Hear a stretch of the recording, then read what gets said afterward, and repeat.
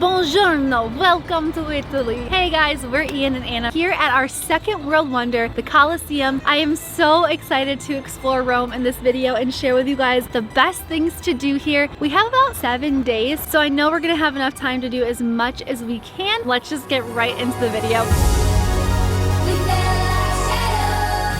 We know it as the new world wonder and father of all modern stadiums, but I don't think people understand what they're taking pictures of when they arrive at the Colosseum. Yes, it was an engineering marvel built in only 8 years, but I want you to imagine something real quick. You are at a football game and instead of a soccer ball flying through the air, it's a severed head. The Colosseum was absolutely gruesome, where 60,000 people cheered on for death. And after about 400 years of horrific violence, more than 400,000 gladiators and 1 million animals were killed here. Today we're doing our Colosseum tour and we're starting at the public forum. We have an awesome guide today. Her name is Catalina. We are going to visit the Roman Forum, the Palatine Hill and the Colosseum. We will have the chance to understand much more about how Romans used to live, about their mentality, what they love to do.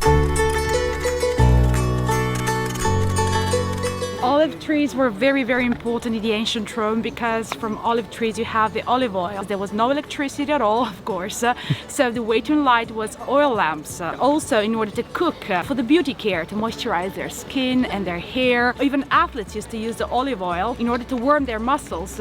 They were massage their muscles with olive oil and sand.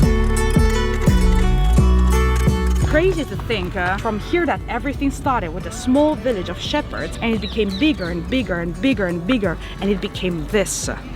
The Roman Empire. So how did Rome begin in the first place? Legend has it that twin brothers were left to drown in the Tiber River by a king of nearby Alba Longa. Rescued by a she-wolf, the twins later defeated that king and found their own city on the river banks in 753 BC. Soon thereafter, Romulus killed his own brother and became the first king of Rome. What's really cool about the tour that we're on is we're able to go on the underground level. Right above us was where the stage was, where the gladiators fight. That's the first floor. And actually, tourists were not allowed to come down here until 2021. So we're some of the very first people getting to explore this underground area. Slaves had to work underneath the arena, right where we're standing. It was pitch dark, it was dirty, gross, smelly, and they had to hear all the deaths going on right above them, and of course clean up the deaths right after the event. Here is an elevator that they used to bring up the gladiators or bring up the animals. Slaves would spin this elevator all the way up to the Colosseum floor, and that's where the crowd would get to see what would arrive. So it was always a surprise. The construction of the Colosseum started in 72 with the Emperor Vespasian, but he died. He never finished the works here, and it was his son Titus, the one who finished the works. My father built the biggest amphitheater in the world. It's my time to do something impressive. He thought, I will organize the most amazing opening for this amphitheater. So I will do 100 days of games. You bring them death, and they will love him for it. They would have water battles where this whole Colosseum would fill up with water. They'd bring boats in and gladiators would hop on the boats and fight each other. And right behind me, as you can see, these were the drain pipes, the aqueducts. This one specifically would drain the water out. This is our second world wonder. Our first one was in Petra, Jordan. So if you missed that video, click right up here. Let me tell you, I thought world wonders might be overrated, but once you go there, you see why they are a world wonder. Of course, they're packed with people, but don't let that ruin your time, especially with a great tour guide. I'm sure you've all heard of gladiators. So my big question is, like, what is a gladiator? I never really asked that question before. There were actually gladiator schools, and the owners of those schools would go purchase slaves, and those slaves were trained up to 3 years to fight in the amazing Colosseum. You have to imagine that that is completely covered. It was all flat here. Over on my left, you can see some marble slabs. Archaeologists dug those up and just placed them to give you an idea what the seats looked like. There were marble everywhere. We're here in April. I mean, it's not even like 70 degrees Fahrenheit. The sun's beaming down, so you can only imagine how hot it gets in the summer. And for that reason, they had sails surrounding the entire Colosseum. They actually had sailors working the sails at the very top, moving them in the direction of the sun. Catalina, what is your favorite part of Rome? Probably is the Pantheon because it represents the perfection and it's the best preserved temple in the world. So I asked, oh, do they ever get their freedom back? Yes, they kind of do in a way if they become good enough because the people will love them so much. You know, they become a star like LeBron James. Win the crowd and you'll win win your freedom. They don't want to see him die, so even the owners will give him an incentive, sometimes give them money. And because this was a thing for the people, the crowd would shout "Mite" to put their swords back in and not to kill the other opponent. The other term is "Jugula," and that means like slit their throat. Sadly, we're ending our tour with Catalina. You were amazing. Thank you so much. She's very passionate. We booked her through Get Your Guide, and we're gonna obviously link that in the description below, but make sure to ask for her because she'll show you the best time. Have so much fun. Thank you.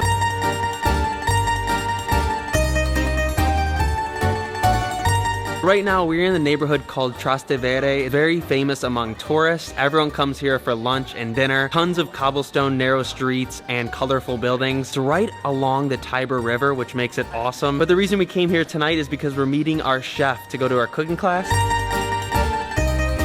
We are starting with some soupli and wine. Salute! She says this is a recipe, not the recipe for pasta. First, you start with 1 serving of flour and make a circle in the middle. Then crack 1 egg into the center and add a splash of olive oil. Start beating the egg and slowly add flour until it creates a custardy texture, and finally put the rest of the flour on top and stir until it looks like scrambled eggs. So I've actually made bread before and it always sucks. We're going to be making bread in France, but she said because pasta is different than bread, it doesn't have yeast, so it's not as fussy. Basically meaning you can knead it as long as you want to. Actually, the more you knead it, the better. She just taught me how to knead pasta for the first time. So you're gonna fold and press. Then you'll turn it and fold and press, and you'll just repeat those steps for as long as you need to. So you know you're done kneading when it is firm, smooth, and when you press your thumb into it, it rises. Usually you rest the dough for 2 to 3 hours, but ours is only gonna go 30 minutes for the sake of the class. Now we're making the sauce behind us, and we're actually using guanciale, which we saw in our food tour with Elizabeth at that salami place, and also that cheese that she was talking about. As the sauce is cooking, it was time to complete our pasta. First, you have to flatten your ball you made earlier and add some flour. Then it's time for the pasta making machine. Always wanted to do this. I've seen it time and time again on MasterChef, and it looks so satisfying. It's happening! After you put it through the machine a couple times, it's time to use the rolling pin on the guitar. Finally, you form the pasta into little bird nests. Bravi! Probably our 3rd glass of wine. We are killing it. They say the wine makes you do better. We're gonna keep it rolling, and now we're gonna cook the pasta over here. My mother always taught me if you throw pasta at the cabinet and it sticks, it's done. But apparently here in Rome, that means it's overcooked. And here is the final result with some pepper going on. Brava!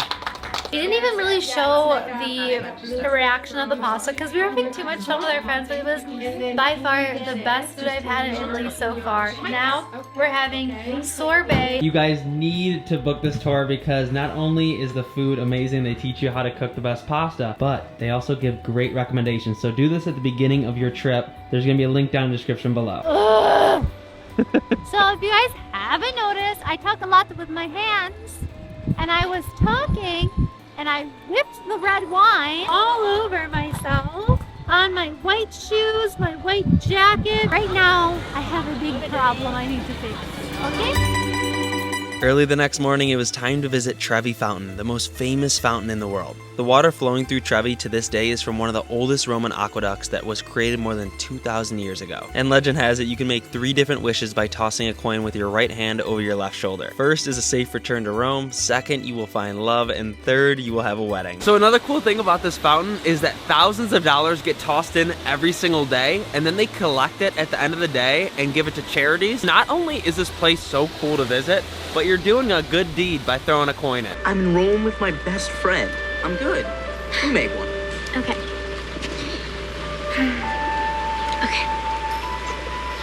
One of the biggest mistakes people make when traveling internationally is racking up these massive data roaming bills from their phone carriers. For example, my phone carrier charges me $10 a day for international data, but with today's sponsor, Olafly, I'm gonna share with you how you could save so much more money. First, all you have to do is download the Olafly app, and let's say you're traveling Italy like us for 7 days. Boom, only $29 for unlimited data. Instead of paying that $70 to my phone carrier, with Olafly, I was able to save more than 50%. Olafly offers unlimited data in 150 destinations around the world, and it's super easy to set up. After purchasing, you'll get an email with a QR code and instructions on how to set it up, and it will connect you to the internet immediately. Best part is you can get 5% off every eSIM purchase from Olify by using our code Ian and Anna at checkout. Now let's get back to the video. Woo!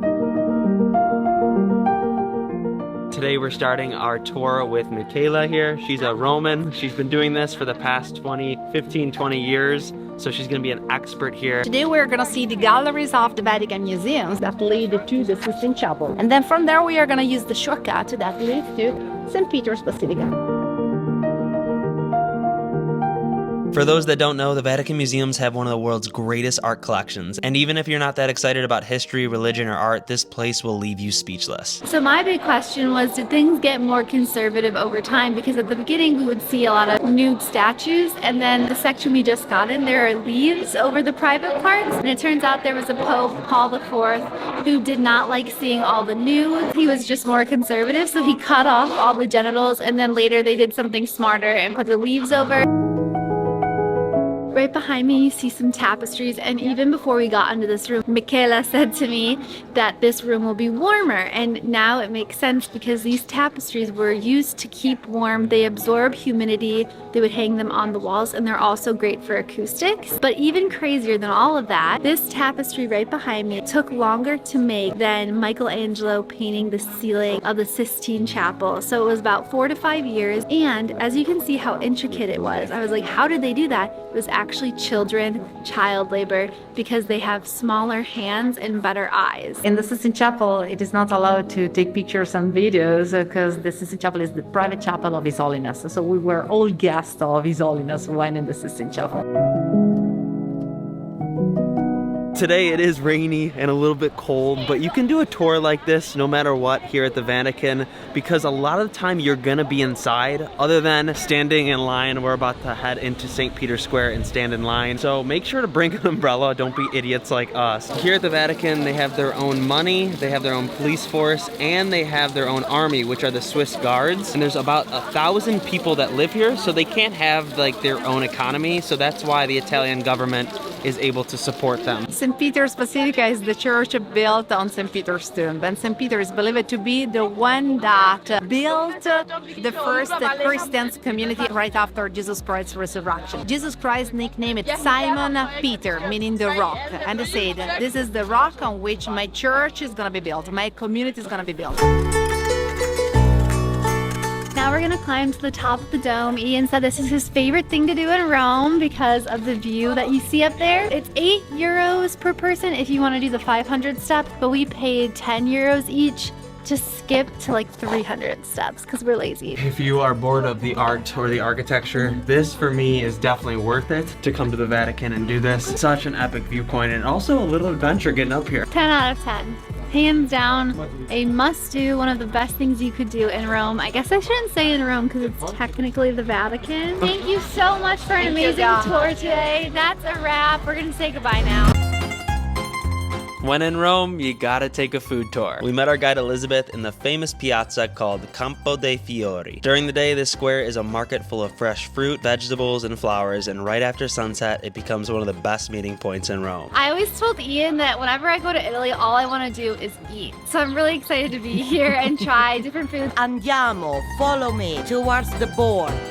Here we are enjoying salami as usually we do it in Italy, so before the food on its own. You have salami seasoned with truffle. You are even trying some pecorino. Usually on pasta in Italy we put Parmigiano from the city of Parma in the north. But in Rome, center of Italy, we rather use pecorino made with the milk of sheep. Elizabeth was calling this place the salami paradise. It's been around since 1890 here in Rome. With this salami prosciutto board we got going on, we have chilled red wine, and the reason it's chilled instead of room temperature is because it won't overpower the taste in your mouth. Benvenuti, welcome, and salute.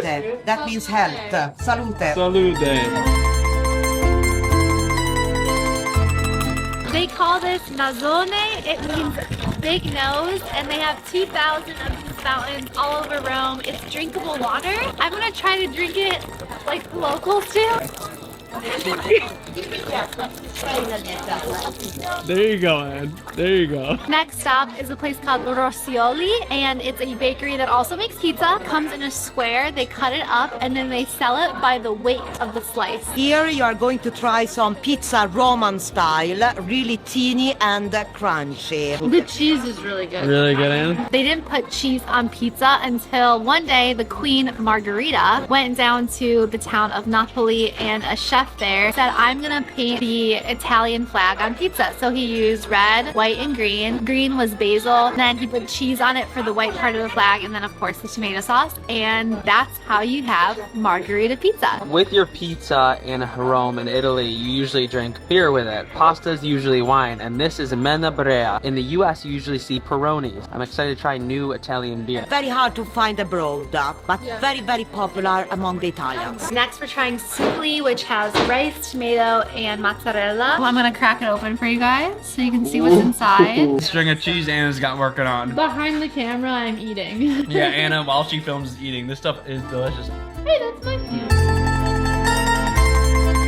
So here we are in the Jewish district, and you can see the so-called stumbling stones. They are put in front of buildings from where people were deported during World War II. And as you can see on here, it says 1943, and the camp that they all went to was Auschwitz. This place has created a beautiful sunflower effect on the artichoke, and the way they do it is deep frying it twice. They'll put it in, take it out for 5 minutes, let it cool off, and then put it in again. Peeling it off of here is amazing.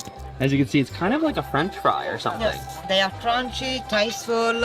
Even kids who usually don't eat vegetables likes the deep fried artichokes. Weird enough, this tastes exactly like an elephant ear that you would get at a carnival back home in the US. And after you take a sip of water, it turns to this sweeter taste, kind of a sugary taste, but there is no sugar in this. And that's because artichoke contains a lot of iron. By far the best way to start out your trip to Rome. Elizabeth, you need to get her. She is excitable, she loves what she does, and she knows so much. Right now we are heading towards my favorite part, which is gelato.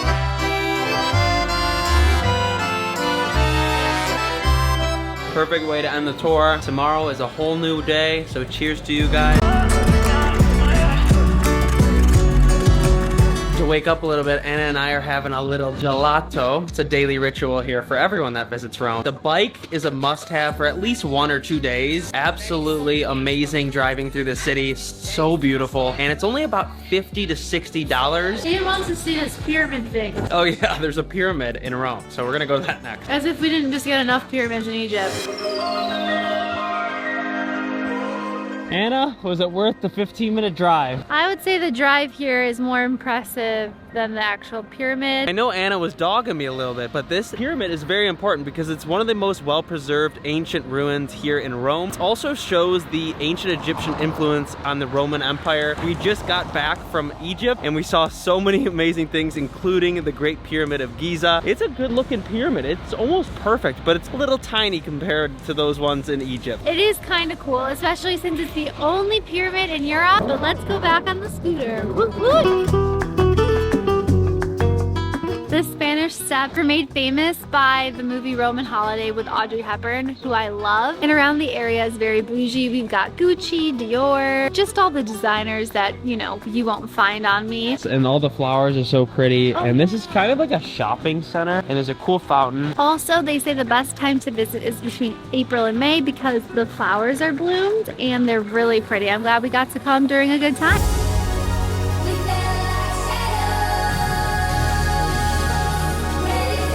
Now we're gonna visit the Pantheon, which we've been meaning to visit this whole time. No matter what, you're gonna hit the crowd if you don't go really early, obviously. It's the only building that was once a pagan temple turned into a church, and the dome at the top is the largest unsupported dome in the world. Right at the top here is where there's a hole, and I always wondered, what do they do when it rains? Does a massive amount of rain just drop on the floor and it's closed on those days? What should you expect here in Rome? Let me tell you, it's a crazy, wild city. A bunch of tourists, of course. It's one of the most visited places in the world. There is gonna be some garbage. There's gonna be some graffiti. There's bird scooters everywhere. We even found one on the bottom of a lake the other day. We We also learned yesterday at our cooking class that it's traditional to eat gnocchi on Thursday, because Thursday was the day that they used to bring potatoes to the market. Also, it's the day before Friday, and on Fridays they wouldn't eat meat due to the Catholic Church. This is absolutely amazing. The great thing about this restaurant is that the menu is all in Italian. Even if you speak English or whatever language, they're gonna be able to help you because they're so dang nice. I'm a big believer in when you travel, you should always make an effort to learn the language. I did take a little bit of Italian in college, but of course, I kind of forgot. I'm gonna teach you guys a few words. Si is yes. Prego means you're welcome. Grazie means thank you. Grazie. And then also andiamo. That means let's go. Bellissimo means beautiful. Anna, you are bellissimo. No, you are bellissimo. My favorite area to kind of have food and hang out has been Monty, which is where our Airbnb is. It's a little bit more low-key, a lot less touristy, and very, very